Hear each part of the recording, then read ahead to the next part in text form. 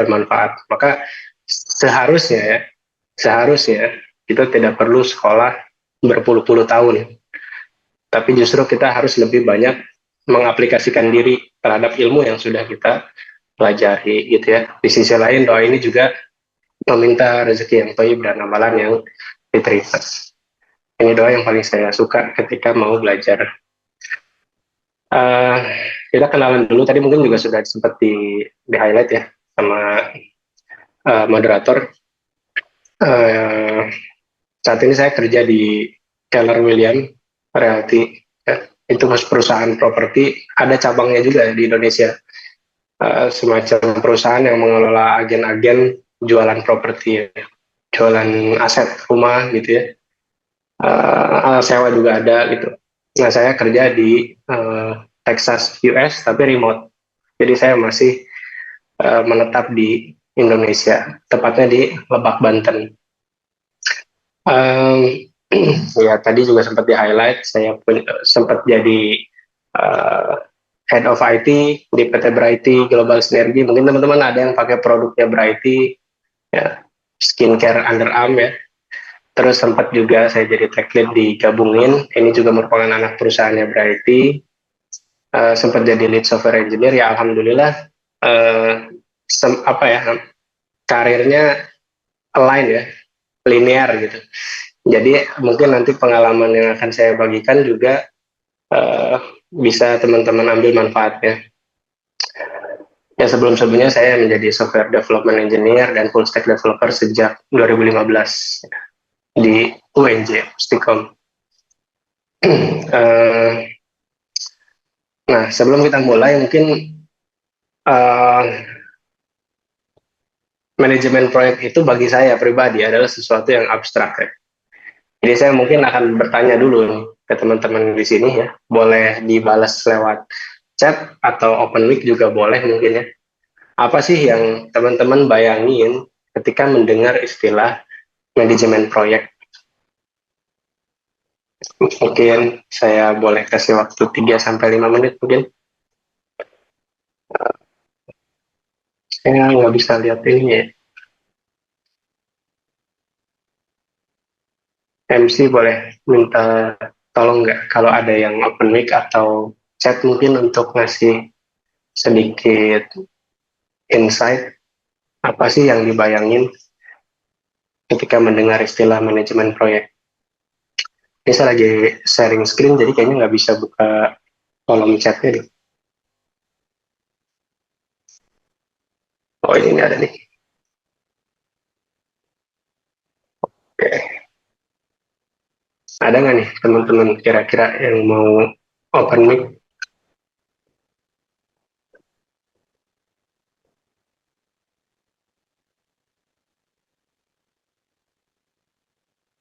Nah, dari Febri, menurut saya lebih ke mengatur dan mempersiapkan proyek yang akan atau sedang dijalani. Ya.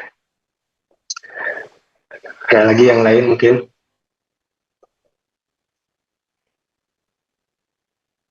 Kegiatan dari Hana ya, kegiatan yang harus dilakukan sebelum kita membuat proyek tersebut. Digunakan untuk manajemen atau mempersiapkan. Mirip ya. Ada kata kunci mempersiapkan di sini ya. Mengatur jalannya suatu proyek agar proyek tersebut lebih terorganisir. Dari Ikhwan. Dari siapa nih? Benar ya? Ikhwan. Mungkin satu lagi lah. Satu lagi. Boleh.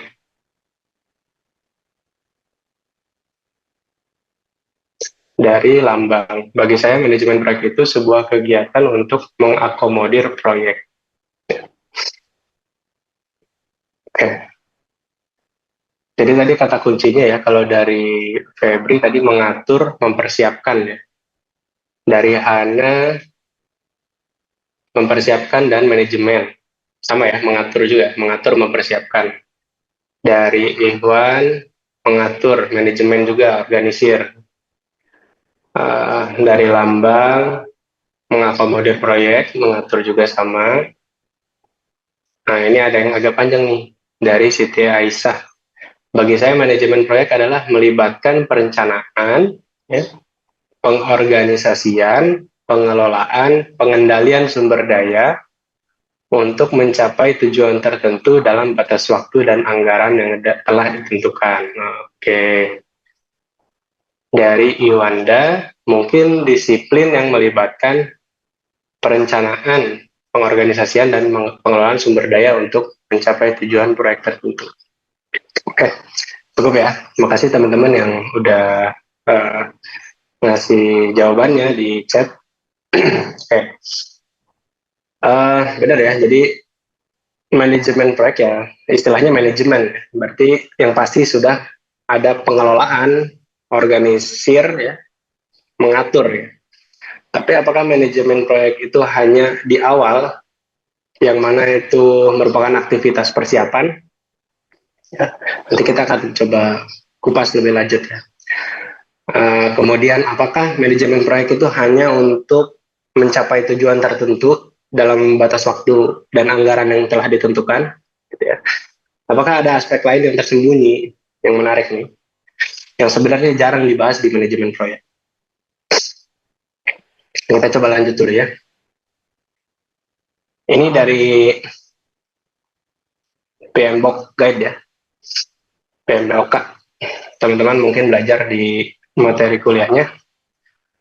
Secara deskriptif, project management itu adalah aplikasi ya, pengaplikasian, penerapan. Dari apa? Dari yang pertama pengetahuan, skills, keterampilan, ya, tools, alat, dan yang terakhir adalah teknik. Buat apa? 4 aspek ini diterapkan pada aktivitas proyek. Aktivitas proyek itu berarti dari awal proyek dimulai sampai akhir proyek itu ya. Gunanya buat apa? Untuk memenuhi project requirements, kebutuhan project atau tujuannya apa ya. Jadi betul secara yang kita bayangin ya adalah apa yang harus kita siapin nih buat melaksanakan project tertentu. Gimana caranya biar tujuannya tercapai? Gimana caranya biar waktunya tepat, biar budgetnya sesuai gitu ya, dan dikerjakan oleh SDM yang proper juga. Tapi sebenarnya dari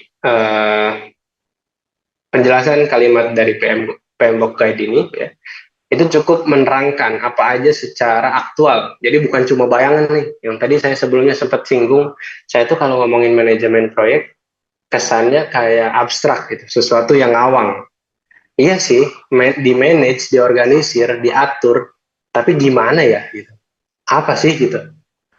Dan saya baru bisa menjawab itu semua setelah saya ditantang maksudnya ada studi kasus yang beneran dihadapi secara langsung gitu. Nah mungkin pada kesempatan kali ini saya mencoba untuk membantu teman-teman tanpa harus menerapkan secara langsung, tapi bisa memahami lebih jelas, lebih aktual, lebih real apa sih manajemen proyek itu gitu ya. Jadi bukan cuma sekedar teori. Nah, contohnya adalah dengan kita pertama memahami ada empat aspek ini, knowledge, skills, tools, dan teknik. Knowledge itu ya udah pasti itu adalah ya teori yang teman-teman pelajari di mata kuliah ini gitu ya. Mungkin ada bikin bisnis proposal ada nggak ya di sini? Bikin ganchart mungkin, bikin timeline, atau mungkin penerapan ketika proses developmentnya, atau mungkin cara manajemen risk, itu semua knowledge. Nah, skills itu adalah apa yang memang dibutuhkan berkaitan dengan boundary bidang proyek itu sendiri. Nah, kita kan di sini TI ya, berarti software development, skills software development juga perlu diangkat ya.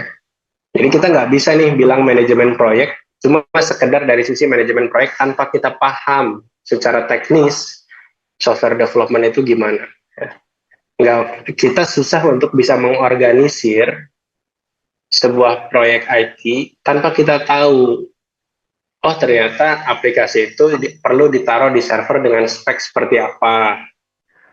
Pengembangan fitur seperti ini perlu dikerjakan dengan berapa orang, berapa lama, kompleksitasnya seperti apa, IRD-nya seperti apa. Nah, itu semua ada di dalam aspek skill nih. Jadi teman-teman, ketika kita bicara tentang project management itu sangat berkaitan erat dengan background knowledge, khususnya ya dalam kasus ini kita bicara tentang IT, yaitu software development. Kemudian tools, nah tools juga penting ya. Kita udah tahu tadi teorinya, kita punya skillnya, tapi kita minim nih pengetahuan toolsnya. Kita pakai Excel aja buat manajemen, bikin Gantt pakai Excel, kita nyusun tiket pakai Excel, assignment pakai Excel, segala macam pakai Excel, lama ya. Ada tools-tools lain yang perlu kita ketahui juga ya, Jira, Trello, ChatGPT mungkin ya, Notion, banyak ya. Apapun itu, jadi tools itu adalah alat yang kita gunakan selama kita melakukan project management. Dan yang terakhir adalah teknik ya. Teknik itu adalah tata caranya ya, how to-nya gitu, step by step how to-nya, ada semacam guideline-nya. Kayak kita bikin Gantt chart itu kan ada ya, fisiknya, ada wujudnya, ada, kita kebayang gitu, oh ini teknik kayak kita kalau mau nentuin timeline kayak gini, oh dengan bentuk Gantt chart seperti ini, berarti kita punya buffer waktu sekian bulan, sekian minggu gitu, kayak gitu. Nah sama dalam software development juga teknik yang mungkin nanti akan kita bahas itu berkaitan dengan software development life cycle. Dan saya yakin 4 aspek ini tidak serta-merta bisa kita kuasai hanya dengan teori ya. Jadi semua pasti akan meningkat seiring berjalannya pengalaman ya. Harus learning by doing, kayak gitu. Sehingga mungkin ini adalah sebuah kalimat yang saya mau highlight, bahwa manajemen proyek itu tidak mutlak ya. Manajemen proyek itu tidak mutlak. Manajemen proyek itu bisa di awal bagus, tiba-tiba berantakan. Atau sebaliknya, bisa di awalnya berantakan, terakhirnya bagus. Ya, apalagi bisa berantakan terus juga bisa gitu, bisa banget. Nah, coba maksudnya yang efektif itu yang gimana sebenarnya? Jadi, manajemen proyek yang efektif adalah gimana kita bisa selalu adaptif, selalu tanggap pada perubahan. Ya. Teman-teman mungkin sempat belajar berkaitan dengan cara menangani change request, konflik. Nah, itu yang pasti akan ada dalam manajemen proyek. Dan justru di situ tantangannya, di mana kita harus segera mengevaluasi kondisi dari proyek yang sedang kita jalankan. Dan apabila kita sudah menetapkan nih di awal timelinenya 3 bulan, orangnya 5 gitu ya, misal kayak gitu, fiturnya A, B, C, D, E. Di tengah jalan ada perubahan yang memang tidak bisa ditolak lagi, maka kita harus segera mengevaluasi. Ya. Setelah dievaluasi, apa nih kayaknya masih mungkin nggak sih dengan perubahan itu kita menyelesaikan proyek ini tepat waktu gitu kan? Kalau nggak mungkin ya kita coba perbaiki. Dan itu adalah hal yang terjadi setiap waktu ya. Evaluasi, perbaiki, evaluasi, perbaiki. Terjadi setiap waktu selama proyek itu berlangsung. Dan menurut saya ya, tantangannya lebih kepada personality dari orang yang memegang proyek itu sendiri. Tapi berkaitan dengan personality, leadership mungkin ya, itu tidak akan bahas banyak, tapi nanti mungkin akan dibahas beberapa aspek pentingnya saja. Jadi apa yang kita bayangin mungkin ketika kita bicara proyek manajemen ya, secara teori itu, wah, bayangannya proyeknya berapa M gitu ya, berapa T gitu. Proyeknya kerjasama sama BUMN misalnya gitu, atau sama perusahaan besar-besar lah. Karena memang secara teori yang dibahas ya harapannya kita akan berkesempatan melakukan manajemen proyek di proyek-proyek yang besar. Tapi perlu kita juga pahami dan sadari bahwa kita tidak mungkin langsung mencapai area itu ya, area proyek besar itu ya. Kita tuh nggak mungkin. Kita pasti akan belajar dari yang kecil. Nggak mungkin kita lulus S1 tiba-tiba megang proyek Pertamina. Langsung kita yang jadi manajer proyeknya. Nggak mungkin. Terus buat apa dong kita belajar manajemen proyek? Kan kita nggak jadi manajer proyek. Nah nanti di akhir akan menjadi suatu hal yang tersembunyi sebenarnya. Nah jadi pada kenyataannya ya building a product itu serius, persis gambarnya seperti ini, serius. Jadi mungkin teman-teman ngelihat orang-orang yang punya gelar ya, proyek manager atau mungkin product owner, keren-keren gitu kalau di LinkedIn gitu ya, atau ketemu orangnya langsung kayak yang lancar aja gitu. Tapi sebenarnya jujur, honestly itu uh, kita semua bersusah payah untuk bisa memanage proyek itu. Dan kita harus aware gitu. Ini tuh bukan nakut-nakutin, tapi sebenarnya kayak lebih ke biar kita berpikir lebih rasional aja gitu, tentang apa sih yang sebenarnya ada di lapangan dibandingkan dengan apa yang dibahas di akademik gitu ya. Tapi meskipun demikian ya akan ada kiat-kiat untuk bisa menghadapi dinamika manajemen proyek ya. Ya kalaupun kita babak belur, minimal kita nggak sekarat di tengah jalan gitu ya. Babak belur masih bisa jalan-jalan, masih bisa ngesot-ngesot gitu ya. Gitu. Kemudian, nah apa yang akan kita bahas? Yang pertama esensi manajemen proyek. Jadi mungkin selama teman-teman kuliah ada materi-materi yang dibahas di manajemen proyek dan itu banyak, saya yakin banyak. Saya cuma akan bahas beberapa esensinya aja. Jadi ketika nanti teman-teman terjun dalam suatu proyek, teman-teman tahu kata kuncinya apa yang harus dipegang.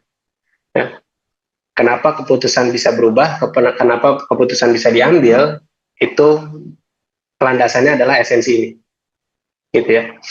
Yang kedua nanti kita akan bahas sedikit tentang software development, karena topiknya tentang software development. Teman-teman mungkin juga udah familiar dengan beberapa praktik SDLC. Kemudian yang ketiga nanti akan membahas praktik manajemen proyek pada software development. Ya, berarti ini adalah gabungan dari materi ke-1 dan kedua. Ya. Dan yang terakhir adalah kunci keberhasilannya apa sih? Gitu. Dari manajemen proyek ini. Gitu ya. Nah, kita bahas dulu esensi manajemen proyek. Oke. Kita punya segitiga ajaib yang saya yakin teman-teman juga udah sering lihat segitiga ini ya. Cuma mungkin kalau saya lihat ada aspek-aspek yang agak beda nih. Kadang ada yang mencocokkan masalah waktu, kualitas, dan cost. Ada yang mencocokkan ditambah scope. Ada juga ya banyak lah variatif ya. Cuma sebenarnya ini salah satu esensi ya. Jadi saya bilang esensi itu hal yang paling mendasar lah ya. Pengembangannya banyak banget. Tapi dasarnya ini gitu. Di lapangan itu nanti yang dibutuhin ini. Gitu. Jadi ketika kita bicara manajemen proyek, betul yang tadi sempat disebutkan oleh siapa ya? Tadi Siti Aisyah ya. Jadi tujuannya adalah untuk mencapai goalnya dalam batas waktu dan anggaran yang ditentukan. Nah itu ya, batas waktu berarti ini di aspek ini, dan quickly, anggaran berarti ada di sini, low cost ya. Tapi di sini juga jangan sampai dilupain nih, quality. Tapi saya tidak bisa menyanggah apa yang disebutkan Siti Aisyah tadi. Karena sebenarnya di lapangan,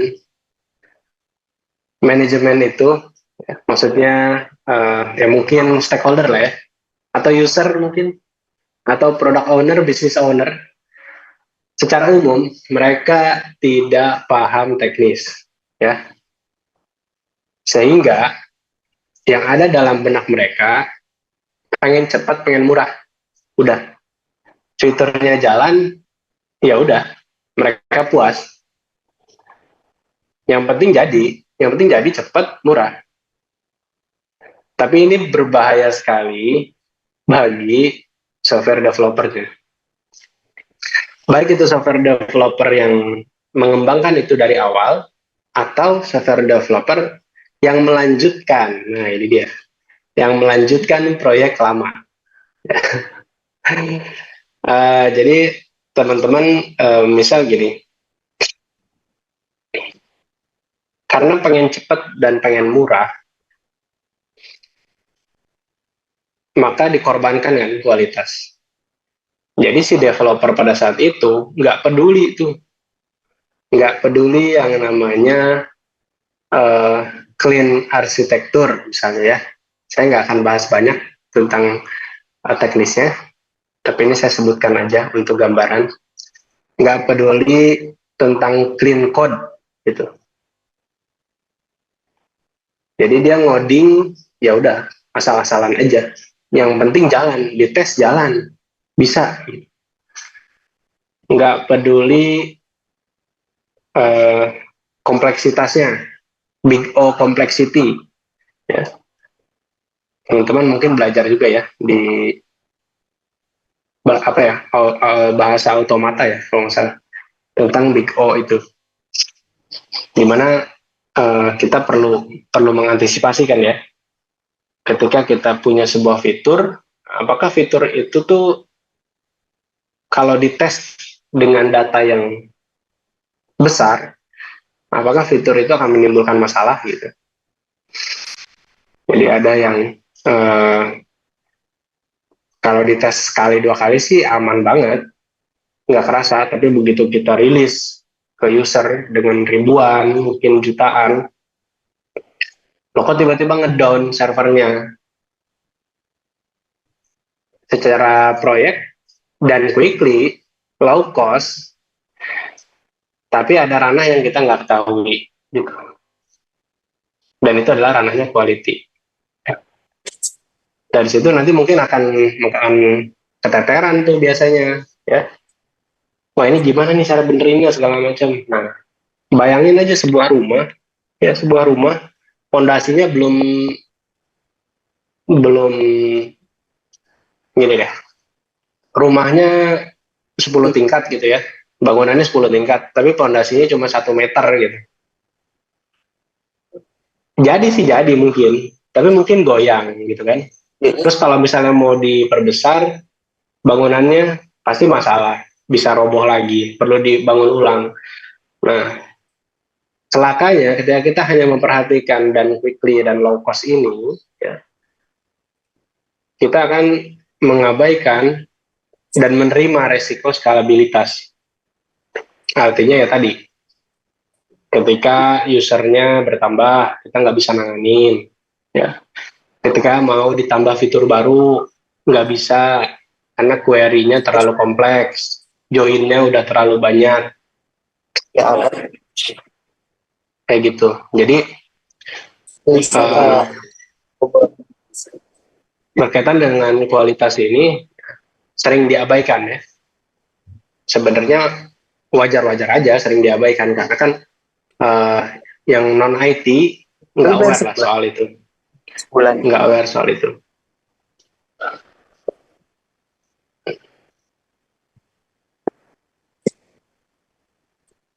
Oke, nah, kemudian di sisi lain ya, yang fast and good maka expensive. Ini juga sebenarnya nggak selalu. kita bisa melakukan pengembangan software ya, dengan cepat dan kualitas bagus, tapi murah. Itu bisa. Di zaman sekarang bisa. Kenapa bisa? Karena sekarang itu begitu banyak tools. Ya, yang salah satu dari 4 aspek yang tadi kita bahas di awal. Contoh,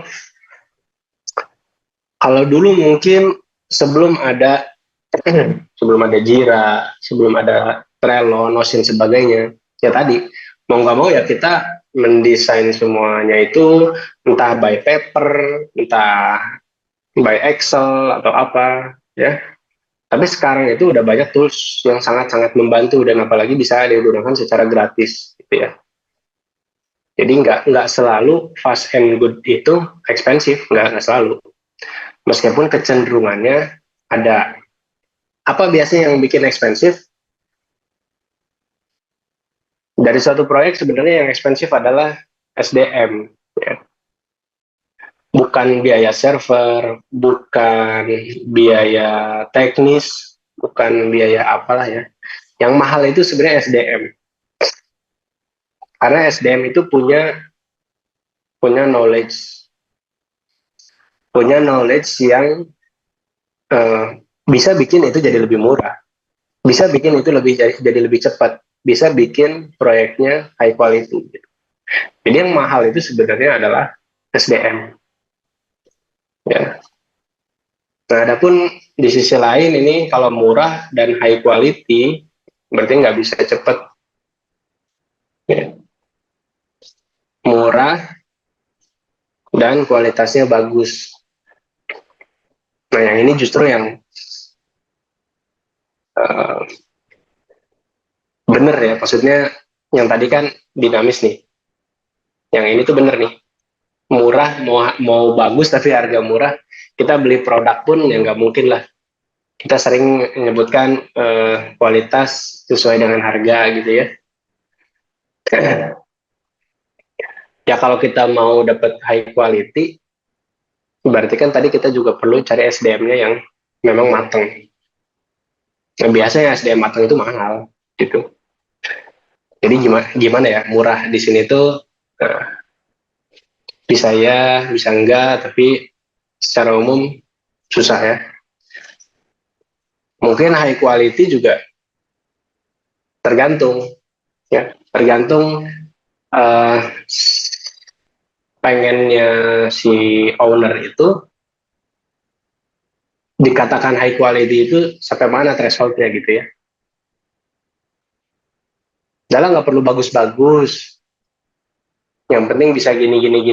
Artinya dia memberikan skop yang jelas. Ya. Oh, berarti kalau kayak gitu, bisa nih kita mencapai quality tersebut. High quality nggak? High quality berdasarkan skop yang diminta dan ditentukan oleh owner. Gitu ya. Tapi apakah high quality secara konsep keseluruhan? Enggak. Jadi cuma beda sudut pandang aja. Ya tapi bagaimanapun itu ya, pasti kita semua pengennya yang idealnya lah ya, yaitu yang berkualitas, cepat, dan murah. Ya.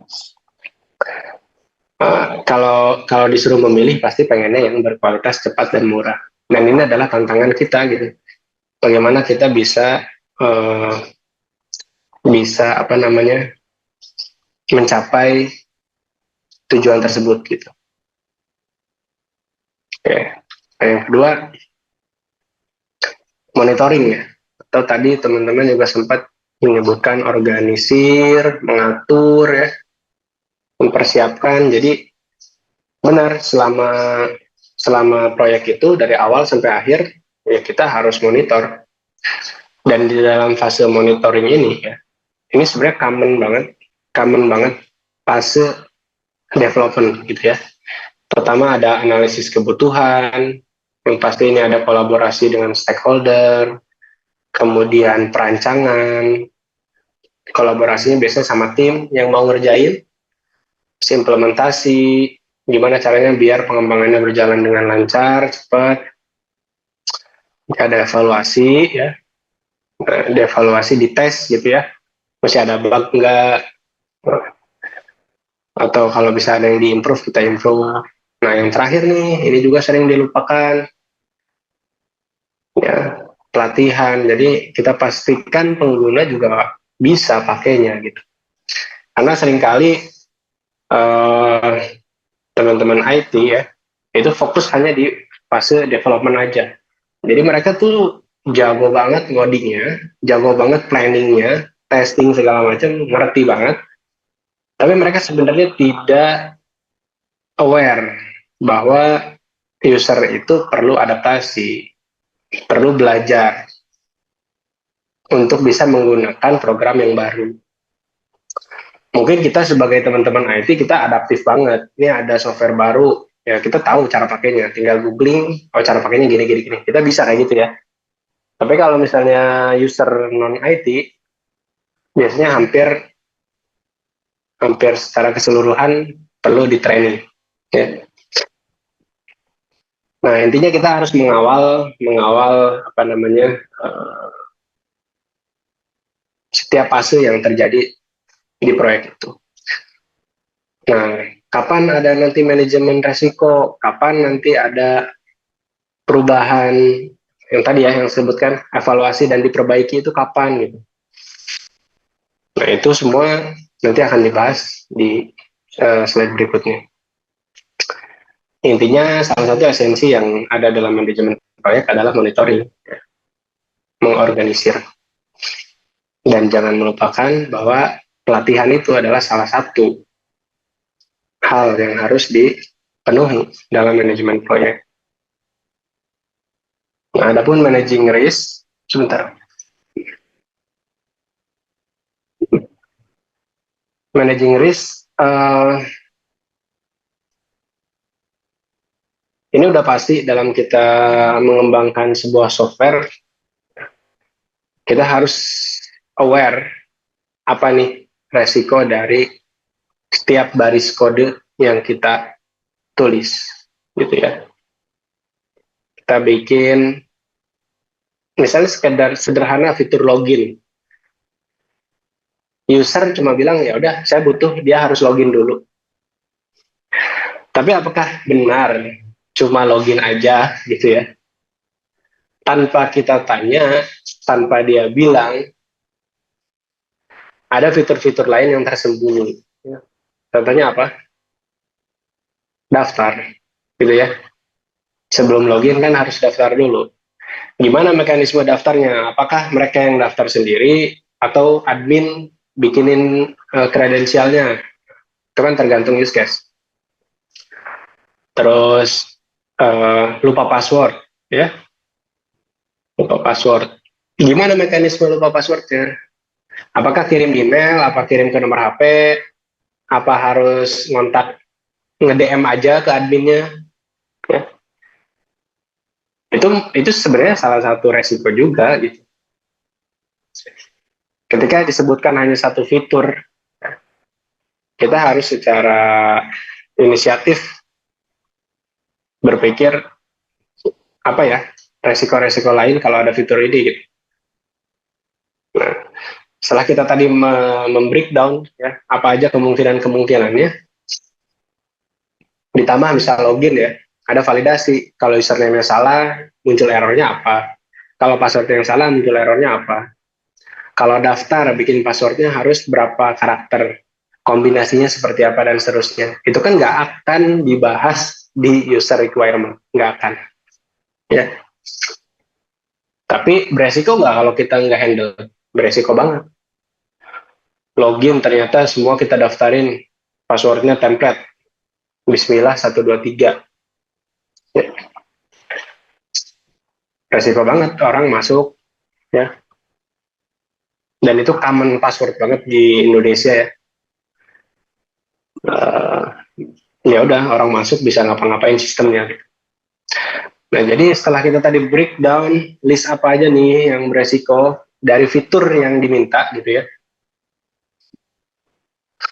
Nah, kita mapping ke sini. Ini namanya risk return matrix ya. Mungkin teman-teman juga sudah mempelajari ini, tapi ya dibahas sekilas saja tentang mapping ya. Ya tadi contoh, kalau misalnya daftar user ya, daftar user itu effortnya besar nggak sih? Gitu. Effortnya daftar user kan cuma masukin nama, username, password, paling gitu aja. Kayaknya gampang, low effort deh. Tapi impact-nya besar nggak? Besar. Karena orang nggak bisa login kalau nggak daftar. Berarti dia ada di ranah ini yang hijau ya. Low effort, high impact. Kayak gitu. Nah, ketika kita sudah mapping nih, ada di ranah mana aja, kita bisa tentuin. Kita bisa bayangin, fitur ini jadi diambil nggak ya? Bisa nggak ya kita terapin? Gitu.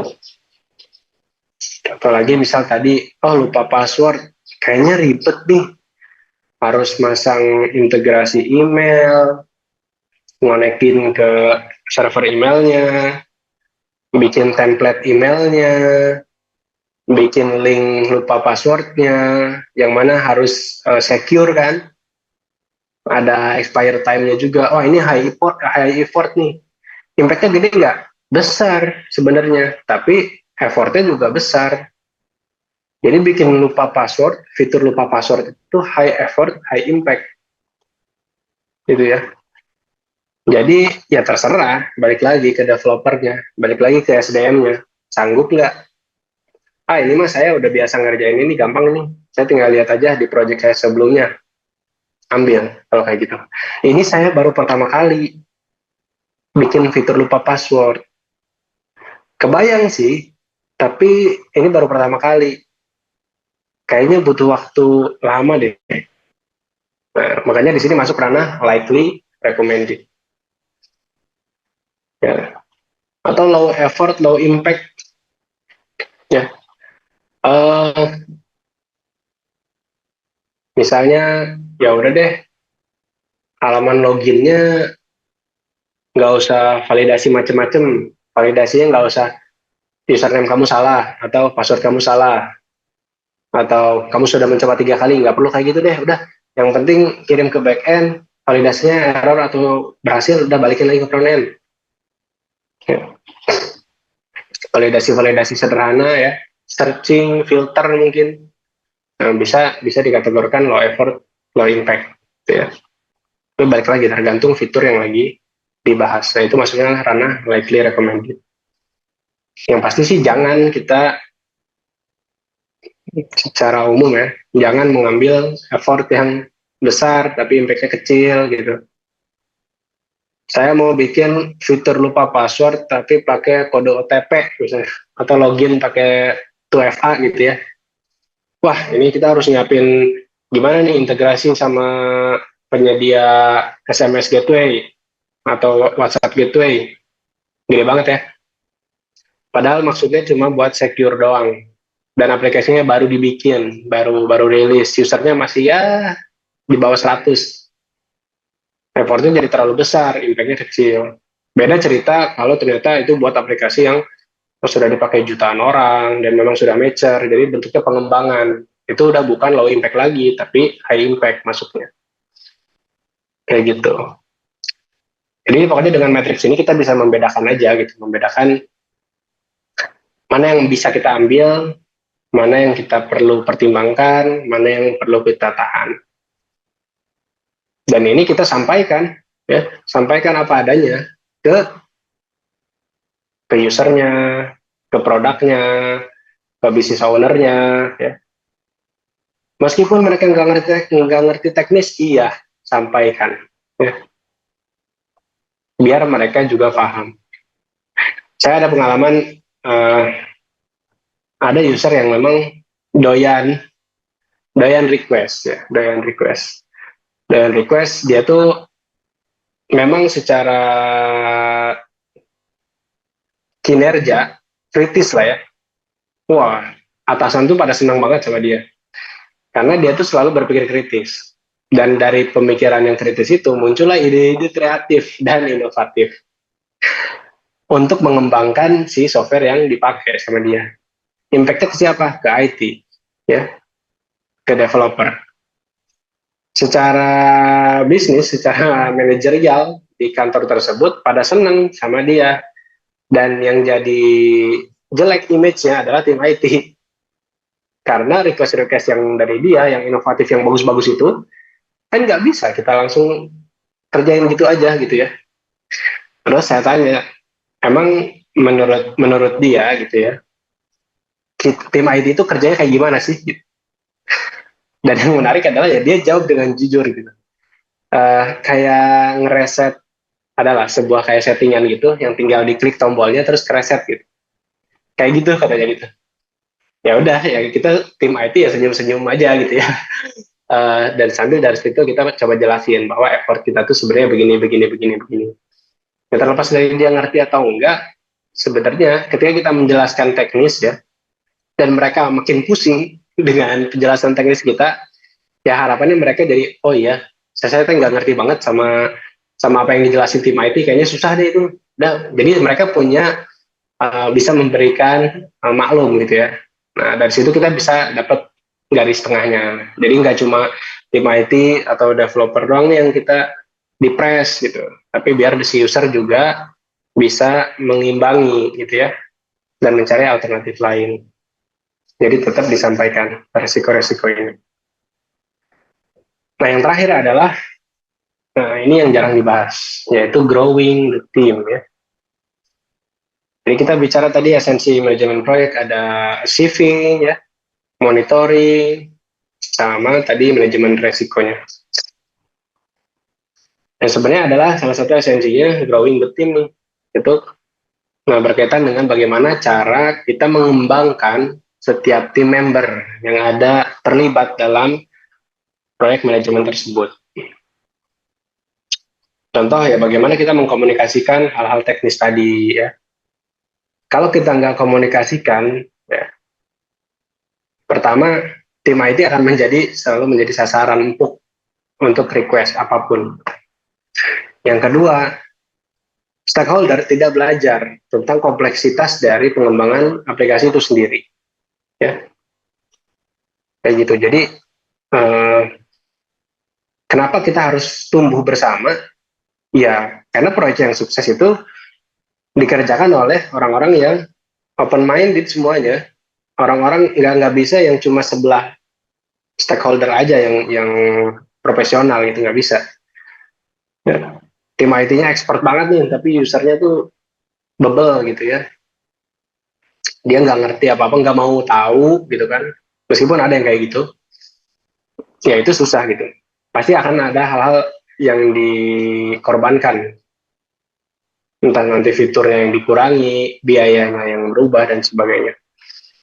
Jadi kalau kita mau mencapai proyek yang ideal, ya kita harus menumbuhkan ini bersama. Jadi mindsetnya bukan cuma bisa selesai tepat waktu, high quality, low cost, bukan cuma itu. Tapi ke sisi SDM-nya tadi, pengembangan SDM-nya. Bagaimana mereka tumbuh. Nah, jangan lupa ketika kita mengerjakan sebuah proyek ya, itu ada hard skill juga yang diangkat. Developernya contoh, kita hire 3 developer, senior, 1 senior, 2 junior. Nah, kita kasih kesempatan untuk si junior ini belajar. Ya.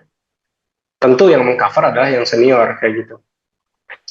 Tapi dari situ, nanti kan si junior juga dengan kapasitasnya yang bertambah ya, dia juga kan akan mempermudah si senior ataupun stakeholder yang lain dalam menyelesaikan proyek itu. Jadi jangan cuma yang bisa ngepres, kamu beresin ya, secepatnya minggu ini selesai ya, kayak gitu-gitu. Nggak bisa. Kita harus growing ya, bersama. Dan itu perlu kolaborasi, perlu kerjasama ya. Namanya ya, ngebayangin manajemen proyek tuh kayak kita lagi berlayar gitu.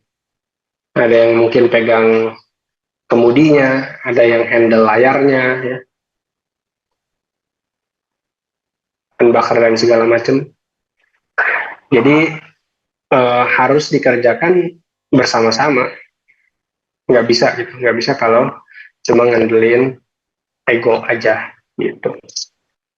Nah, sehingga esensi manajemen proyek yang ingin saya tekankan di sini, ya, ini versi saya ya, versi saya pribadi, berdasarkan apa yang sudah dipelajari di akademik dan apa yang terjadi di lapangan. Maka esensinya yang pertama tadi, yang pasti itu sudah ya, receiving kualitas waktu biaya. Yang kedua monitoring, kita rancang, kita terapkan, kita atasi resiko, kita evaluasi, kita jaga skopnya ya. Jadi meskipun proyek itu dinamis, bisa berubah di tengah jalan, tetap ada usaha untuk menjaga skop. Terus kita ya tadi manajemen resiko, ya kita harus suuzon ya sama proyek. Suuzonnya dalam rangka mengantisipasi ya.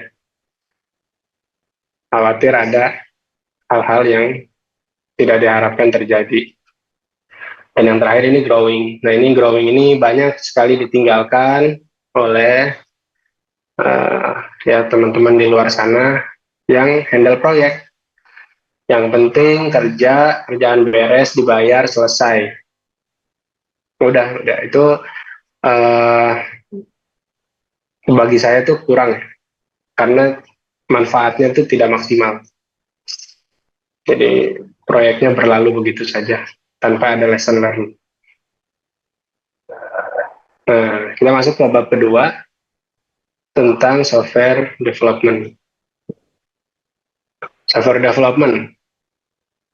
Jadi siklus manajemen proyek, kalau kita lihat di sini ada inisialisasi, diskusi, monitor, sama penutup ya. Ini kan sebenarnya kurang lebih sama lah dengan siklus SDLC ya. SDLC. Jadi ketika kita bicara manajemen proyek, yaitu sejalan dengan SDLC. Entah SDLC-nya yang kita mau bahas nanti waterfall atau agile, prototyping mungkin, ya, atau apapun itu, manajemen proyek itu akan beriringan mengikuti siklusnya, siklus yang berjalan. Jadi kalau kita di ranah IT, ya kita harus paham dulu SDLC development kayak gimana. Nah, di sini saya akan bahas 3 jenis ya, 3 jenis SDLC yang common, yang umum digunakan. Yang pertama itu Scrum. Mungkin penjelasan lebih detailnya ya ada di mata kuliah yang lain. Yang pasti proyek yang dijalankan dengan Scrum itu ciri-cirinya ya, dia punya iterasi yang teratur. Nah, saya tuh paling suka pakai Scrum karena teratur. Ya. Meskipun dia agile, ya, atau yang kita sebut agile itu kan lincah ya. Lincah itu ya berarti harus gesit gitu. Ada hal yang membuat dia berubah dan bergerak. Tapi di Scrum ini iterasinya teratur berdasarkan tahapan dan seremonial ya, atau event-event, ada pas apa namanya ya, ya seremonial ya, aktivitas-aktivitas lah yang dikerjakan secara disiplin untuk mencapai target pada time frame tertentu. Ini kan mirip sama manajemen proyek juga. Ada tahapan-tahapan, ya, ada hal-hal yang dikerjakan untuk mencapai target dan waktu tertentu. Nah, benefitnya apa pakai Scrum? Pakai Scrum itu ada ruang untuk berpikir sebelum bertindak. Nah, kebanyakan dari praktisi IT ya, yang baru-baru join, baru-baru terjun, tidak banyak meluangkan waktu untuk berpikir. Yang penting eksekusi, yang penting ngoding, yang penting beres. Padahal salah satu tadi esensi dari manajemen proyek adalah managing risk. Managing risk itu gimana caranya? Mikir. Ya, ada yang mau disampaikan, mau diinterupsi, boleh? Oh, kepencet. Nanti mungkin bisa di akhir ya untuk sesi tanya jawab. Jadi Scrum itu enaknya kita punya waktu untuk berpikir. Nah, cuma Scrum itu biasanya timnya banyak, jadi membutuhkan kolaborasi dan komunikasi yang intens. Contoh, ada tim yang ngurusin data sendiri, tim khusus ngerjain modul produk, tim khusus ngerjain modul pembayaran, tim khusus ngerjain infrastruktur, kayak gitu. Ya, makanya butuh kolaborasi dan komunikasi yang intens. Tapi benefitnya kita jadi lebih fokus pada fitur spesifik atau modul spesifik atau domain knowledge yang kita tanggung gitu. Makanya Scrum ini bukan buat perusahaan kecil.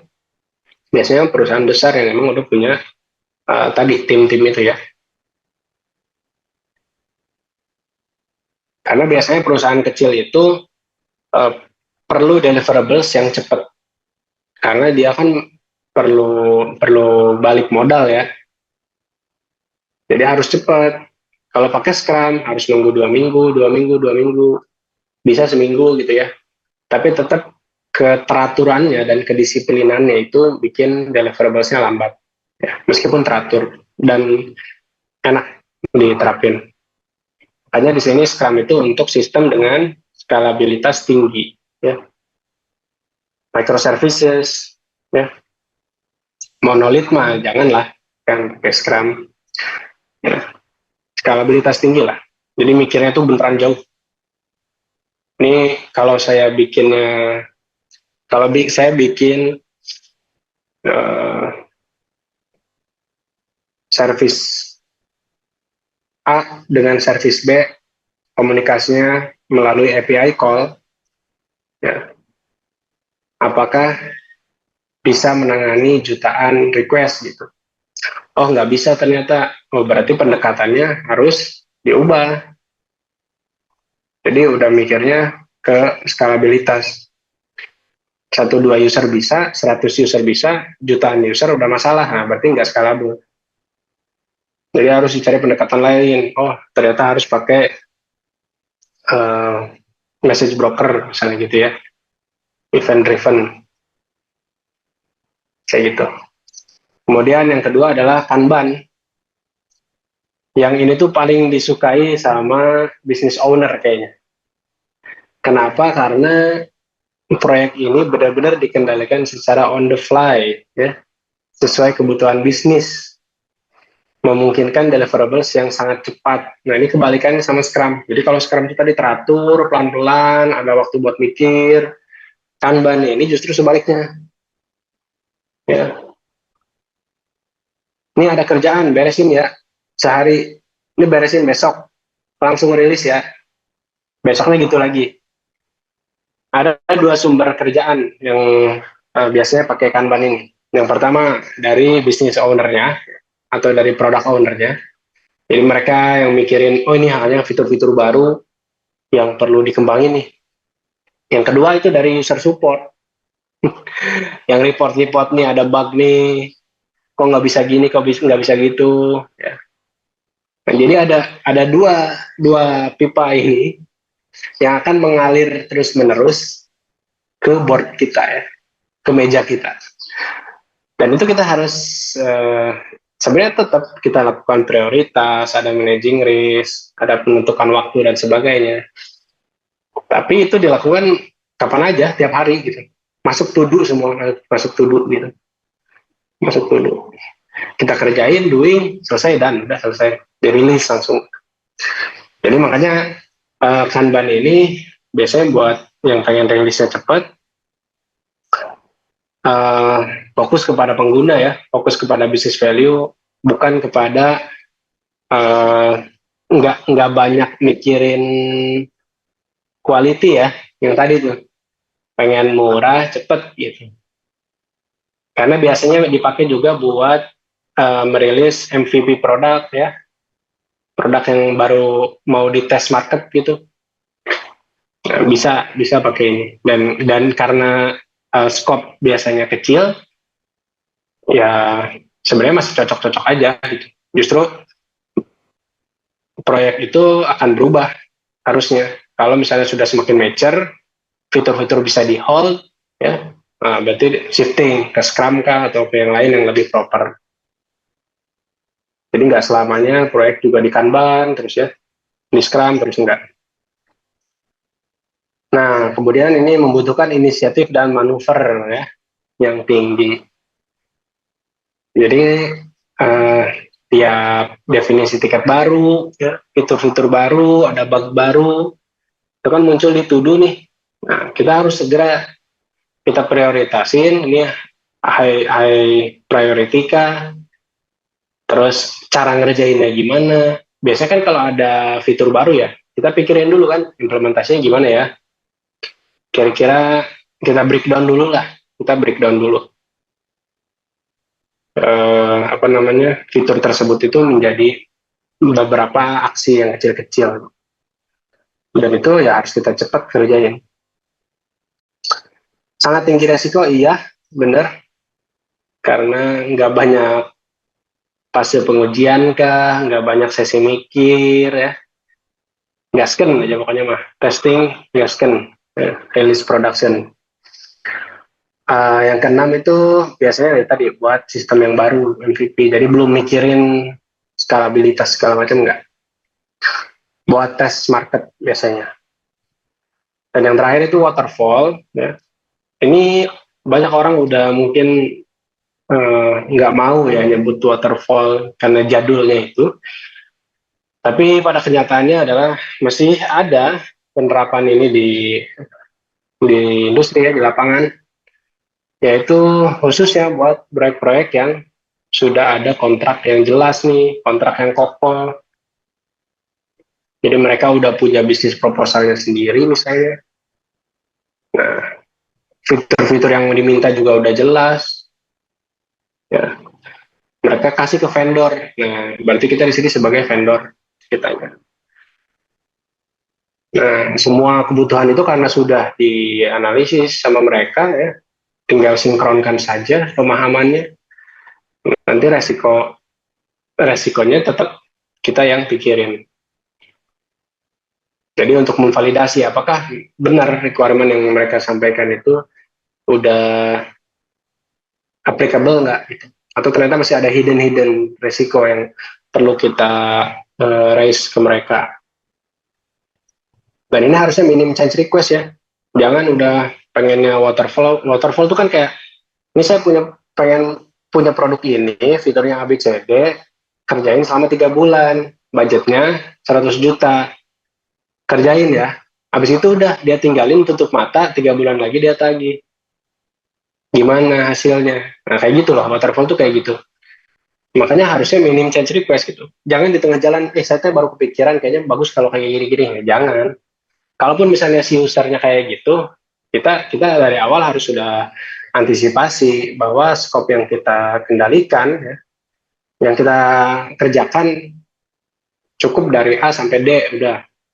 Apabila, nah kayak gitu, kasih disclaimer, apabila nanti ada fitur-fitur baru yang diminta di tengah jalan, maka akan dimasukkan ke fase pengembangan berikutnya, kayak gitu. Tapi bisa juga kita kompromikan sebenarnya. Nggak bisa, ini saya harus sekarang fitur yang ini lebih penting ternyata dari yang kemarin. Nah, berarti di switch. Fitur mana nih yang belum dikerjain dan kira-kira nggak terlalu penting. Nah, itu di take out, diisi sama itu. Apabila kompleksitasnya sama. Intinya adalah, ya sebisa mungkin waterfall mah jangan salah gitu. Minim change request. Yang penting harus pageh aja. Legalnya kah yang pageh ya, yang kuat kontraknya gitu. Dan bisa ngomong ya, bisa nego ya. Yang ketiga ini one way development, yang keempat untuk sistem dengan skalabilitas rendah. Nah, contoh ya, skalabilitas rendah. Jadi ya saya mau bikin IKTP misalnya gitu ya. Sistem IKTP intinya saya mau masukin data penduduk aja tersedia secara digital, udah gitu doang. Di fase awalnya kayak gitu doang. Kalaupun misalnya nanti ada improvement yang masih bisa dikerjakan, ya bikin API yang secure lah, biar bisa dipakai sama industri lain misalnya. Itu rendah banget itu, skopnya kan kecil dan nggak perlu banyak apa namanya diskusi sebenarnya. Itu kan satu modul utuh gitu, membahas tentang data kependudukan, ya udah kayak gitu ya. Ini contoh, dan biasanya ya memang yang pakai kontrak-kontrak ini ya tadi BUMN misalnya, atau kementerian gitu ya. Kalau perusahaan-perusahaan kecil jarang, jarang banget. Biasanya mereka harus yang adaptif, harus yang mereka ikut andil dalam proses pengembangan. Nah, sekarang kita bahas praktik manajemen proyeknya. Ya. Nah, sebelum ke sana, kita perlu pelajari tentang peran ya pada software development. Kenapa sih kita harus tahu peran? Karena kalau kita bertanya, siapa sih sebenarnya orang yang menerapkan praktik-praktik manajemen proyek pada sebuah proyek? Apakah usernya? Apakah product manajernya? Apakah tim lead-nya? Apakah software engineer-nya? Atau QA-nya? Gitu, ya? Atau yang kita bayangin selama ini itu cuma manajer proyek aja. Jadi kalau nggak ada manajer proyek, berarti nggak ada aktivitas manajemen proyek. Oh, berarti uh, atau kayak gini, itu mah tugasnya manajer-manajer aja. Oh, berarti product manager, IT manager.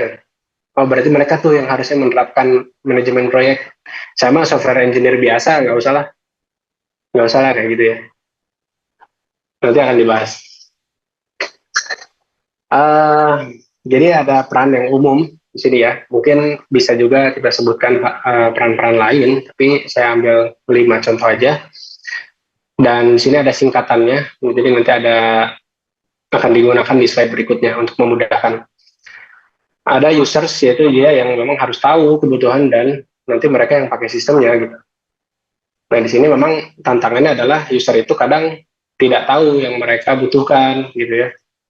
Nanti ada tugasnya si product manager ini yang menganalisa dan memvalidasi kebutuhan user. Bener nggak yang kamu pengen kayak gini? Biasanya user iya aja. Oh iya ternyata bagus ya kayak gini. Mau juga deh kayak gitu. Biasanya user kayak gitu aja. Nah sebenarnya tugas si product manager ini yang harusnya menjaga ya.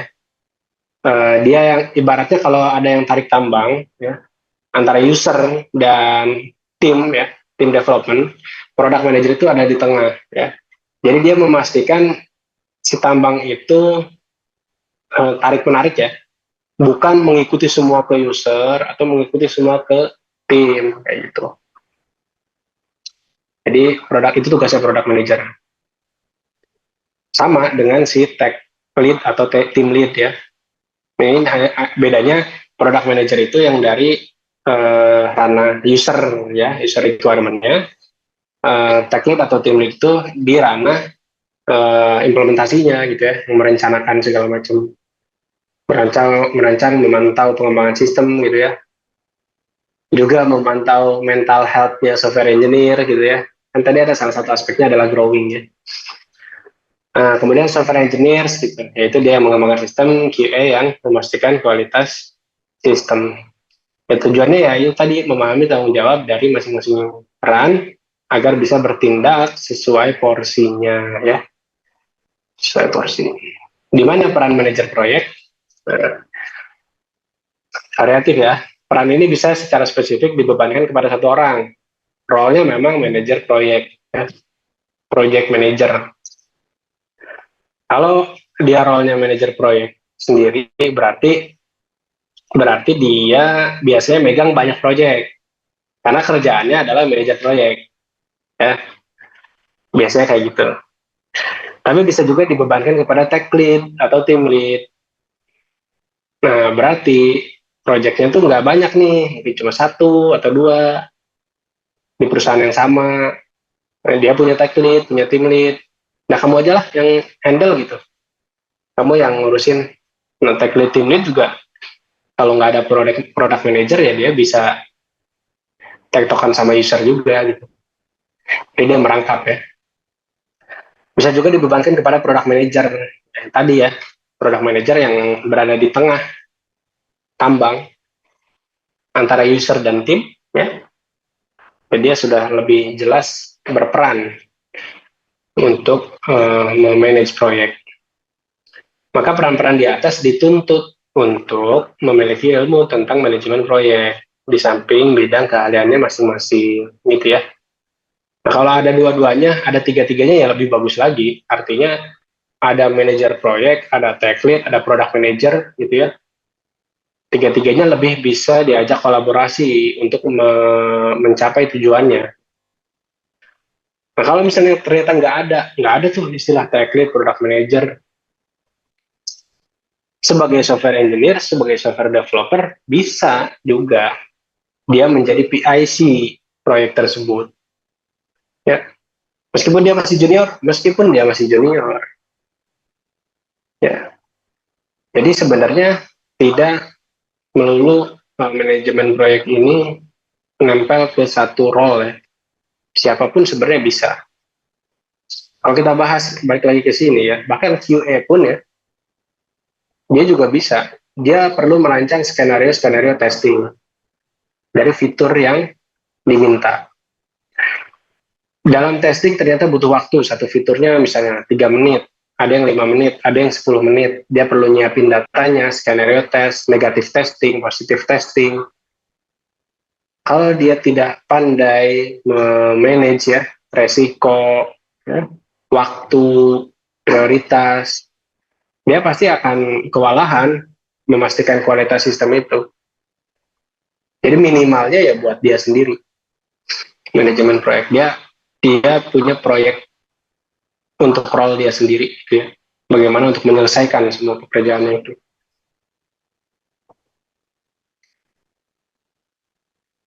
Justru di situ jadi nilai plus ya. Ketika kita bekerja tuh kita punya insight, punya sudut pandang yang lain gitu. Bukan cuma yang kayak ini ada kerjaan buat kamu kerjain terus kita kerjain selesai. Enggak gitu. Manajemen proyek itu ya lebih dari itu. Terlebih khusus kita tadi melakukan prioritas, managing risk dari apa yang kita kerjakan aja. Kayak gitu ya. Jadi tidak terpaku pada satu role tertentu, tapi bisa juga dibebankan pada role yang lain. Nah, kemudian dalam menentukan timeline ya, biasanya ini yang paling repot dan ini selalu ada dalam proyek. Usernya minta, saya pengen ada fitur ABCD. Kapan selesainya? Detik itu juga dia tanya, kapan selesainya? Ya. Makanya menentukan timeline ini punya seninya sendiri ya. Dan itu selalu akan kayak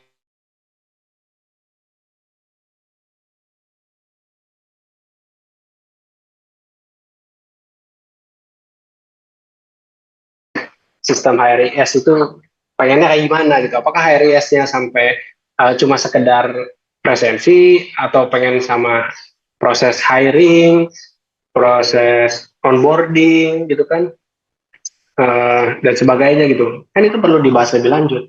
Tapi itu adalah pertanyaan yang umum dan ya udah wajar. Balik lagi itu wajar.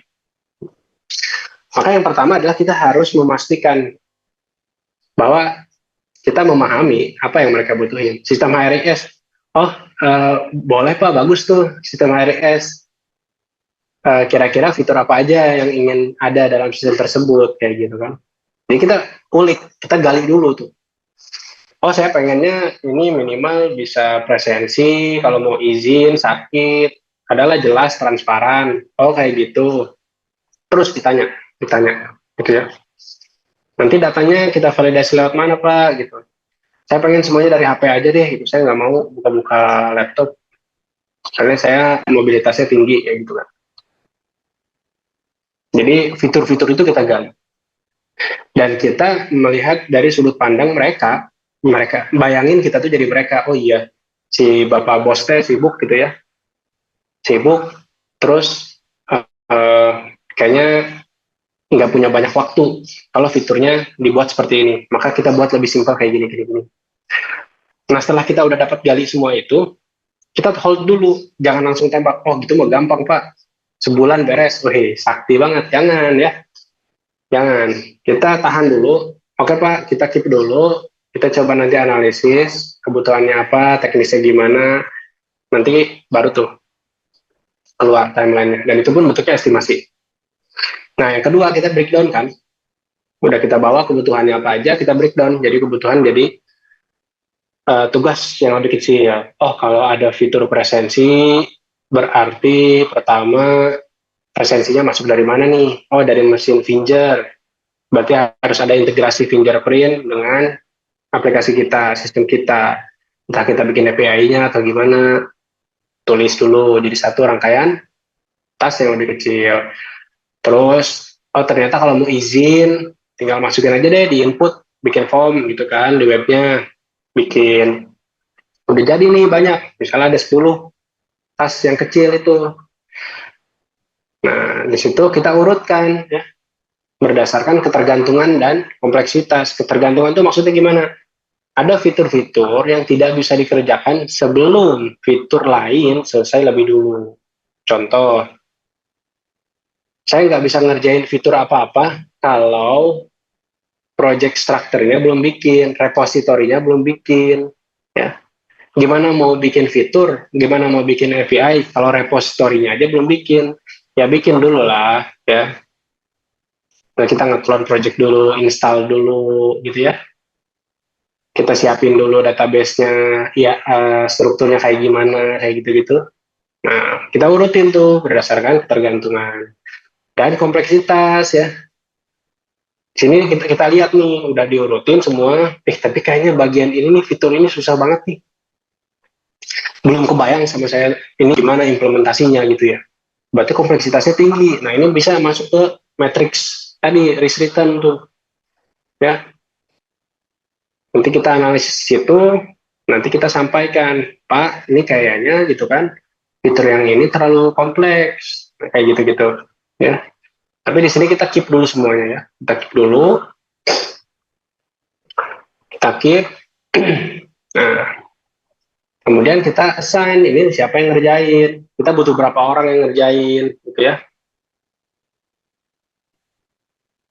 Kalau dia si developernya spesialis front end ya kerjain front end, kalau back end ya kerjain back end. Terakhir baru kita bikin timeline-nya berdasarkan tadi kebutuhan bisnis mereka ya, bentuknya user requirement atau user stories dibandingkan dengan kompleksitas teknis yang tadi, misal kita udah kasih poin-poinnya ya, kayak gitu. Nah kita juga bisa kasih alternatif, jadi kalau kita ngajuin timeline itu bisa bisa dua gitu ya, bisa dua bisa tiga gitu ya. Ini kalau misalnya kita mau 3 bulan, berarti fiturnya yang di cover cuma ini aja.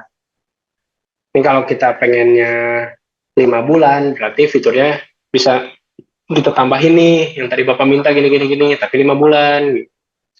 Kalau misalnya harganya pengen murah, kayaknya ini kita harus cut nih, tapi bisa beres nih 2 bulan, kayak gitu. Jadi kita punya 3 timeline yang kita ajukan gitu ya. Karena kan mereka waktunya sempit ya, biasanya. Kalau atas itu waktunya sempit. Jadi mereka tinggal ngelihat, langsung bisa ngambil keputusan. Nggak usah bolak-balik.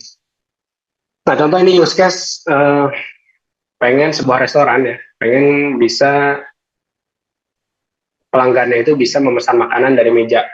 Jadi sebelumnya mereka itu misal harus ngambil kertas, ditulis di kertas, dikasih ke kasir gitu ya, saya mau pesan ini, atau nanti ada waiter yang nungguin gitu kan, nyatetin kayak gitu.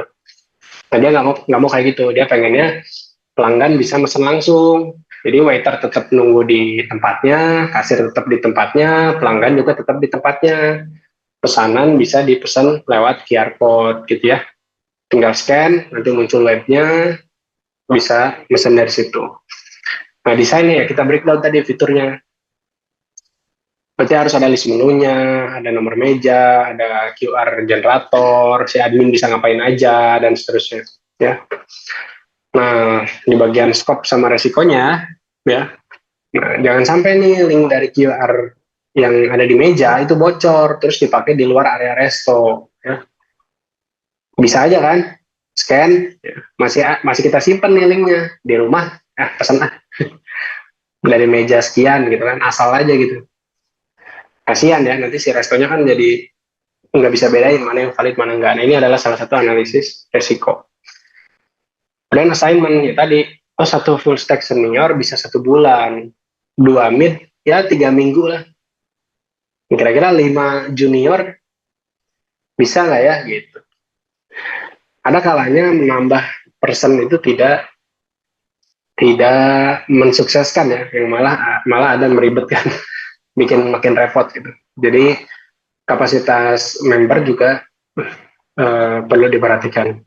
Nah, yang terakhir adalah estimasi dari semua itu ya. Setiap task itu, kalau satu task bisa dikerjakan 2 hari, ada 10 task misalnya dengan kompleksitas yang sama, itu berarti jadi 20 hari kerja ya, kita sebut sebagai estimasi. Kita plus dikasih buffernya berapa untuk mengcover hal-hal yang tidak terduga. 2 minggu, 1 bulan, disesuaikan aja. Itu nembak aja by feeling ya buffernya. Jadi untuk jaga-jaga aman lah. Kalaupun nanti jadinya lebih cepat ya bagus gitu.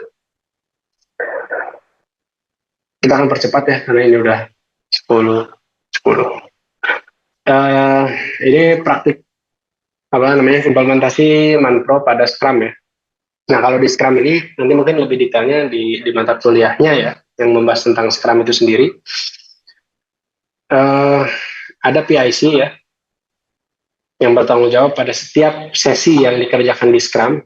Jadi requirement analysis itu tektokan antara user dengan PM itu bisa terjadi kapan aja ya. Tapi ada pada saat sesi grooming, yaitu sesi grooming itu ketika si requirement yang ditetapkan sama user dan produk itu disampaikan kepada tim gitu ya. Makanya ini all. Tapi ini juga harus sudah matang. Memang sudah didefinisikan jelas impact-nya apa dari fitur tersebut. Jadi jangan cuma sekedar ngambil ya. Biasanya sesinya cuma ya dua kali dalam 2 minggu ya. Atau seminggu sekali gitu. Sekedar untuk grooming aja. Nanti entah di sprint berikutnya atau bulan depan apa 3 bulan lagi kita bakal ada fitur ini loh gitu. Jadi buat notice gitu doang gitu. Grooming tuh. Nah, tapi dari situ, dari sesi grooming ini ya, tim itu bisa mulai yang tadi mikirin nih, kalau fitur itu nanti mau dikerjain resikonya apa ya, cost-nya gimana ya gitu, effortnya seberapa besar ya, dan seterusnya. Jadi di sesi grooming ini nih adalah sesi pemikiran ya, mesti mikir. Designing juga sama, tapi designing itu lebih kayak ya udah, kita udah fix mau ngerjain ini, kita breakdown tuh secara teknis kayak gimana. Dan ini terjadi setiap hari, nggak masalah ini ya. Nah, planning itu adalah proses assignment ya, pembobotan nih. PM sama tim leader udah fix dari user requirement yang ada 10, sprint depan kita mau ambil 3 gitu. Itu udah hasil grooming dan designing tuh, diambil 3 dulu. Di planning ini, nih 3 ini, siapa yang mau ambil, kayak gitu. Ini waktunya cukup nggak gitu ya, diskusiin sama tim. Oh ternyata masih banyak, ini gampang gitu kan, dari si developernya. Ya udah berarti kita nambah lagi bisa gitu, kayak gitu. Jadi di 4 fase awal ini adalah banyak berkaitan dengan diskusi ya, dan itu melibatkan semua stakeholdernya. Nanti baru setelah itu jalan development. Daily stand up itu gunanya buat monitor ya, monitor lah, ini gimana progresnya, udah sampai mana ya. Perlu apalagi sekarang yang kita biasa remote ya, kerja terserah, fleksibel segala macam. Perlu lah ada daily stand up buat memonitor progres, meskipun by tiket mungkin bisa kita lihat di toolsnya ya. Kemudian ada testing juga, yang terakhir releasing. Nah, releasingnya yang tadi yang disebutkan, dia teratur, jadi dalam 2 minggu ini cuma 1 kali rilis ya, nggak tiap hari. Nah, ini coba kita lihat di esensi Manpro-nya aja nih, esensi Manpro-nya. Jadi requirement analysis itu berkaitan dengan scope ya. Jadi pure kita ngelihat scope sama impact aja, nilai bisnis ya. Belum mikirin kayak, aduh ini kayaknya susah, jangan. Enggak mikir gitu. Jadi mikir ke bisnis value aja. Meskipun nanti ternyata susahnya minta ampun, yang nggak dipikirin, pokoknya kita ambil dulu. Nah, pada saat grooming itu baru kita pikirin, wah ini effortnya besar, butuh biaya gede, waktu pengerjaannya lama, SDM-nya perlu ditambah, ada resiko segala macam, itu di grooming. Ya, karena udah mulai disampaikan pada tim, jadi mulai banyak pemikiran teknis ya, pendapat-pendapat opini gitu ya. Nah, designing itu ya tadi lebih ke risk, karena ini implementasi ya, rencana implementasi. Pada saat grooming aja kita udah bisa managing risk, apalagi ketika designing, lebih tergambar tuh. Oh iya, untuk bikin fitur ini saya perlu melakukan, saya nyari template dulu, saya sesuaiin color palette misalnya. Terus saya bikin generator CRUD-nya ya, CRUD gitu-gitu. Wah ternyata banyak juga ya, gitu. Itu bisa kebayang. Nah planning itu berkaitan dengan scope sama time ya. Managing risk-nya juga lebih ke time sama scope. Ternyata dalam satu sprint ini 2 minggu, kayaknya cuma bisa 3 nih dengan SDM yang ada, 3 tiket gitu ya. Di sini jadi ada esensinya juga, scope, time, sama managing risk. Tiket-tiket lainnya kita oper aja deh ke sprint berikutnya gitu. Kira-kira bisa nggak? Kemudian yang terakhir ya ini development segala macam, ya ini monitoring lah. Ada aktivitas monitoring, growing ya. Mereka ketika mengerjakan itu kan growing ya. Nah di sini juga ada quality karena ada proses testing. Nanti kelihatan di sini seberapa bagus proyek itu dijalankan. Untuk yang Kanban lebih simpel, tapi semuanya dikerjakan setiap hari ya. Bedanya ini berkaitan sama user role aja. Mungkin saya sampai 10-20 ya, saya coba kejar. Baru sesi tanya jawab. Kemudian apa namanya? Ya ada yang dirangkap bagian grooming dan planning. Ya. Karena tiket itu datang langsung, datang langsung di hari apa aja. Jadi langsung dianalisis juga sama tech lead-nya. Sisanya sama. Ini juga ada esensi manajemen proyeknya ya. Ini sama mostly, cuma di sini grooming dan planning berarti nambah scope, cost, time itu semua ada di fase grooming dan planning, managing risk. Yang terakhir itu waterfall, ini juga jauh lebih simpel, tapi di sini ada dirangkap ya, grooming, planning, designing. Ya. Nah ini bentuknya kan bisa berminggu-minggu ya, bukan kayak tadi Scrum itu per 2 minggu, Kanban itu tiap hari gitu. Waterfall biasanya berapa minggu, berapa bulan gitu ya. Jadi pastinya biasanya kita tulis kayak gini. Ini juga sama ya, sama, cuma nanti biasanya di terakhir itu ada training. Kalau Kanban sama Scrum kayaknya jarang ada training karena biasanya itu udah mature, tapi kalau waterfall biasanya ada training, itu masuk bagian dari monitoring kayak gitu. Nah, teknik manakah yang cocok untuk menyelesaikan use case pesan makanan dari meja yang tadi? Scrum kah, Kanban, atau waterfall ya? Bisa sambil jawab ya, bisa sambil jawab di chat ya. Teknik manakah yang cocok untuk menyelesaikan use case yang tadi, pesan makanan dari meja? Nah, sambil jalan, ya, key suksesnya, nah ada 6 poin ini. Ya. Yang pertama itu adalah komunikasi, yang pasti, di mana kita harus upstream dan downstream komunikasi kita baik ya. Sebagai orang yang mengelola proyek, ke atasan, ke user, ke manajer, kita harus bisa paham apa yang mereka pengen, tapi kita juga harus realistis apa yang bisa dilakukan, kapasitasnya sejauh mana dari tim kita. Ya. Makanya itu perlu komunikasi yang baik. Dan ini kuncinya sebenarnya apa adanya aja. Jangan terlalu optimis, jangan juga terlalu pesimis. Gitu. Ketika menemukan sebuah temuan baru, blocker baru, tantangan baru, sampaikan ke siapapun itu ya, stakeholdernya. Biar sama-sama itu ditanggung bersama, bukan tanggung jawab sendiri. Gitu. Kemudian adaptif ya tadi ya, di tengah jalan ada perubahan, di tengah jalan ternyata ada teknis apa namanya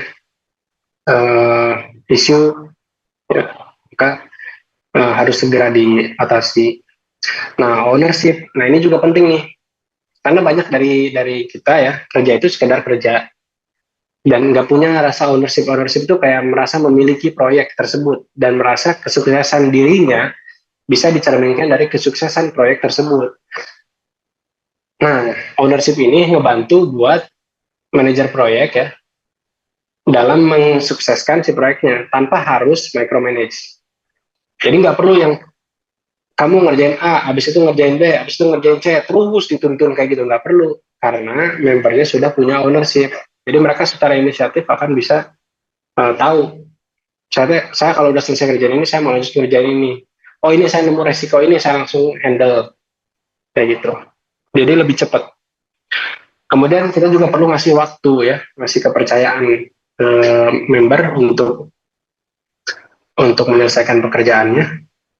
Kemudian kolaboratif ya, saling bantu. Dan yang terakhir ini takwa. Kenapa saya masukin takwa?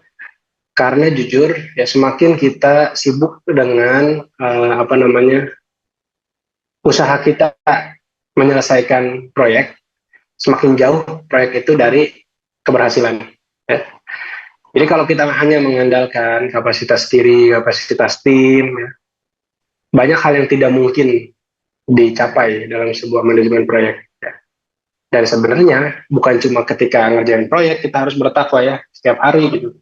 Bahkan ketika kita bisa belajar, kita bisa beribadah ya, itu kan karena pertolongan Allah ya.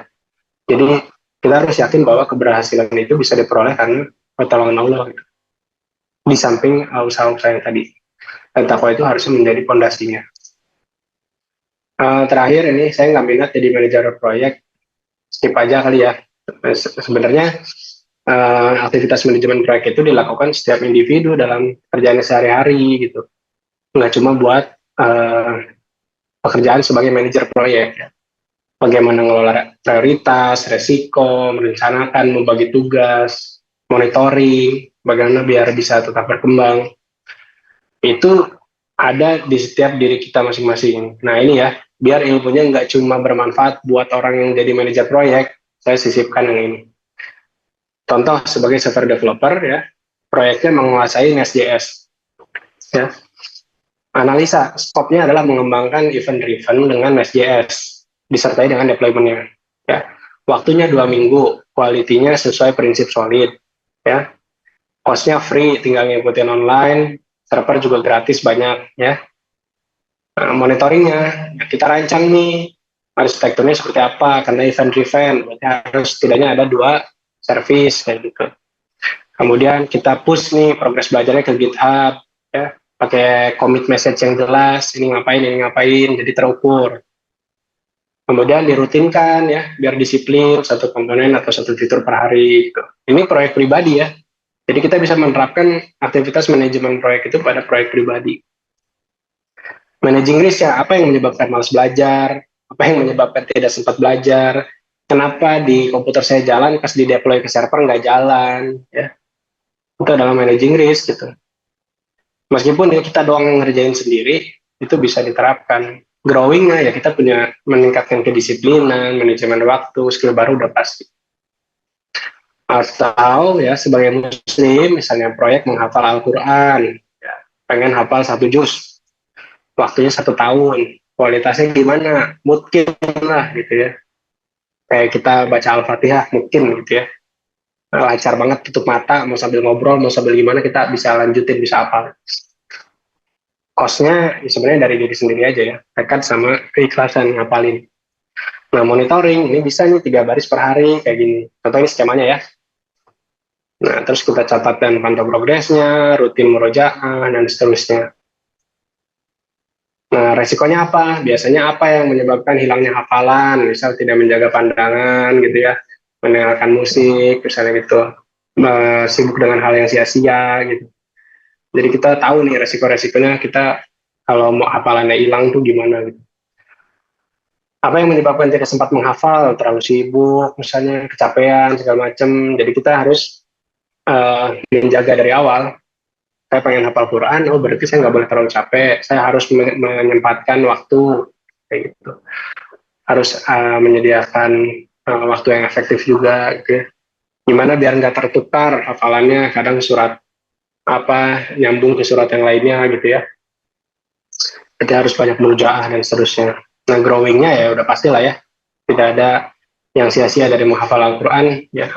Kemudian mungkin pertanyaannya amalan apa saja yang muncul setelah menghafal Al-Quran kayak gitu.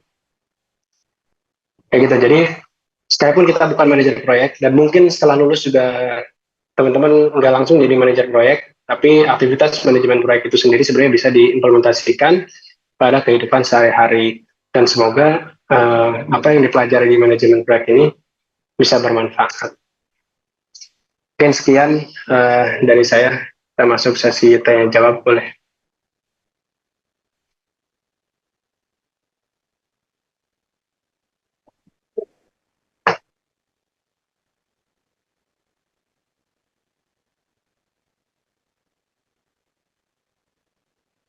Oke, baik. Alhamdulillah, sesi penyampaian materi yang disampaikan oleh Kak Rizky sudah selesai nih, teman-teman. Terima kasih kepada Kak Rizky yang telah menyampaikan materi yang sangat luar biasa untuk kita semua yang ada di sini. Semoga apa yang disampaikan oleh Kak Rizky bisa bermanfaat untuk kita semua. Oke, sebelum kita lanjut, aku izin mereview beberapa poin ya, teman-teman. Nah, seperti yang sudah disampaikan oleh Kak Rizky tadi, di dalam manajemen proyek ada 4 aspek penting, yang itu ada knowledge, terus ada skills, lalu ada tools, dan ada technical. Kemudian tadi juga ada 4 poin yang dijelaskan oleh Kak Rizky, yaitu ada esensi manajemen proyek, software development, praktik manajemen proyek, dan kunci kesuksesan di dalam manajemen proyek. Oke, teman-teman, mungkin kita langsung saja ke sesi selanjutnya, yaitu sesi tanya jawab. Untuk sesi ini akan saya batasi hanya untuk 3 pertanyaan saja. Silakan kepada teman-teman yang ingin bertanya bisa open mic atau bisa lewat chat Zoom.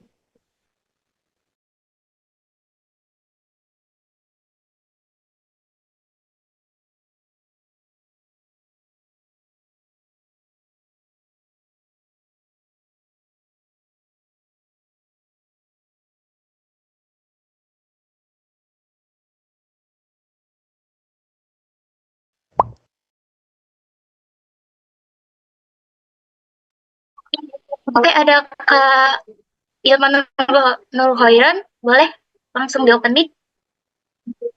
Baik Kak, terima kasih atas waktunya. Saya ingin menanyakan tentang waterfall Kak. Ini kan kalau misalnya waterfall kan one way development ya. Jadi apakah kita sebagai vendor pada waterfall juga minim komunikasi dengan klien kita Kak? Terima kasih. Baik. Ini langsung dijawab atau dikumpulin dulu pertanyaannya? Boleh Kak, langsung dijawab saja. Oke. Ya, untuk waterfall ya, biasanya ada 2 ya. Bisa yang pertama, yang tadi sempat saya singgung di materi, yaitu setelah kontrak, sudah clear banget, dia tutup mata, datang lagi setelah proyeknya mau beres gitu ya. Ada yang memang kayak gitu tipikalnya. Tapi baiknya, sekalipun itu waterfall, sebagai vendor kita aktif ya, proaktif memberikan update. Entah itu seminggu sekali ya, atau seminggu 2 kali. Sekedar mungkin memberikan informasi aja ke mereka. Terlepas dari mereka mau tahu atau enggak ya, kita sampaikan aja. Dan biasanya ketika mereka disampaikan informasi-informasi terbaru ya, terkait blokernya kah mungkin, atau mungkin tantangannya, resiko yang baru ditemuin di jalan, ada hal-hal yang bikin mereka resah, mereka akan respon gitu. Jadi mungkin mereka awalnya itu nggak kepikiran, adalah ini kayaknya udah oke banget, saya serahin aja ke vendor gitu ya. Tapi ketika kita sampaikan gitu ya, seminggu sekali misalnya, ternyata ada hal-hal yang bikin mereka, wah kayaknya jadi susah nih gitu kan, dan mereka akan jawab juga kalau gitu. Jadi sekalipun itu waterfall ya, uh, mungkin secara siklusnya benar itu one way development, tapi tadi ketika kita manage risiko ya, mitigasinya bisa dengan cara, misal ada scope yang kita keluarin ya, atau ada scope fitur yang kita tuker ya, tuker gitu. Jadi meskipun itu one way development, seharusnya perubahan yang terjadi di dalamnya dengan komunikasi yang tadi teratur seminggu sekali itu tidak mengubah development, backbone development secara keseluruhan gitu. Nggak perlu ngerombak habis-habisan gitu. paling yang tadi kecil-kecil aja yang diubah kayak gitu. Jadi ya jawabannya bisa sama sekali nggak kontekan, tapi baiknya kita secara proaktif menyampaikan tetap baik seminggu sekali atau seminggu 2 kali kayak gitu. Terima kasih Kak atas jawabannya Kak. Ya sama-sama.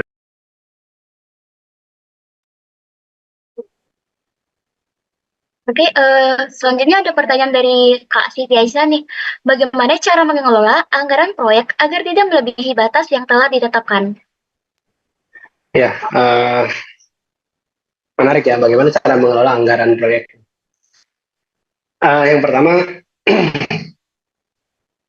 kita harus realistis dulu. Kita merencanakan tanpa mikirin anggarannya dulu. Jadi kita bikin anggaran ideal ya. Kita udah tahu nih sebenarnya anggarannya itu 100 juta. Tapi kita jangan terpaku sama anggaran 100 juta ya. Kita coba bikin rencana anggaran yang ideal. Oh, ternyata dapat rencana anggaran idealnya tuh 250 juta. Nah, baru tuh kan perlu kita sesuaikan. Apa yang disesuaikan bisa jadi dari waktu, bisa jadi dari SDM, ya. Bisa jadi kalau misalnya pakai infrastrukturnya dicari alternatif. Gimana caranya biar dipres? Kalau misalnya udah dipres masih 170 juta misalnya gitu. Nah, berarti anggaran yang ditetapkan 100 juta itu ya ada kemungkinan tidak rasional untuk proyek tersebut, misal ya kayak gitu. Nah, itu perlu disampaikan. Ini nggak bisa nih, gitu. Kita sampaikan itu kerangka berpikirnya. Di awal idealnya segini, tapi ternyata setelah dipres itu nggak mungkin nyampe 100, ini mentok-mentok 170. Itu pun dengan kondisi fitur yang ini di take out, SDM-nya seperti ini, dijelasin tuh, kayak gitu kan. Itu kondisi yang pertama. Atau kondisi yang kedua, ya, ternyata idealnya itu 120 juta. Nah, beda tipis kan? 100 juta sama 120 juta. Nah, kalau kayak gitu ya, tetap kita coba sesuaikan ya, biar masuk anggaran bawahnya, tapi setidaknya kita punya anggaran ideal nih. Nah, ternyata setelah disesuaikan segala macam jadi 90 juta misalnya. Tetap kita tadi sama sampaikan nih anggaran idealnya segini dengan keuntungannya seperti ini setelah dipotong segala macam disesuaikan SDM biaya dan waktu jadi 90 juta gitu ya. Nah, nanti kan dia yang memutuskan tuh, user yang memutuskan atau business owner yang memutuskan, oh ini cuma beda 20 juta, udah saya nggak apa-apa lah 120 juta anggarannya kayak gitu, kan bisa aja kayak gitu. Jadi ketika kita menyusun sebuah anggaran ya, anggaran proyek, yang pertama adalah kita ya udah hajar aja dulu, bikin idealnya dulu kayak gimana gitu. Kenapa? Karena ya tadi kualitasnya dulu biar tahu nih maksimalnya segimana. Setelah itu baru kita turunin sampai threshold yang sesuai gitu. Nah, cara nuruninnya itu bisa tadi dari mengurangi SDM ya. SDM biasanya harus tahu sih kayak ini proyeknya sistem HRIS, fiturnya ada 50 ya. Berarti dan fitur ini kalau di breakdown jadi ada 100 tiket misalnya, 100 tas. 100 tas ini kalau mau saya bagi harus selesai 3 bulan, berarti butuh berapa orang kayak gitu kan. Orangnya kapasitasnya gimana, junior, middle, apa senior, berapa rate-nya. Nah, dari situ kan bisa kelihatan ya. Jadi yang tadi, apakah kita mau hire semuanya senior, apakah itu lebih murah dibandingkan kita hire junior lebih banyak kayak gitu. Jadi emang untuk bisa menentukan anggaran ini banyak variabelnya ya, banyak variabelnya. Yang pasti yang pertama ya tadi kita tentukan dulu anggaran idealnya berapa. Dan mostly software development itu anggaran tertingginya adalah di SDM ya. Infra itu hanya sebagian kecil banget lah, teman-teman pasti paham ya. Biaya server berapa sih gitu. Yang mahal itu adalah SDM ya. Kalau satu SDM-nya 1 bulan itu 7 juta gitu ya, pastikan si manajer proyek itu pengen dapat buffer ya Setidaknya mungkin dia apakah nyebutnya jadi 15 juta kah gitu kan, apa 10 juta gitu. Karena kan untuk mengcover hal-hal yang tidak terduga selama jalannya proyek. Kayak gitu. Jadi pertama yang ideal, kemudian kita lihat cost SDM-nya ya, baru nanti disesuaikan ke waktu dan scope. Semoga menjawab ya. Recording stopped.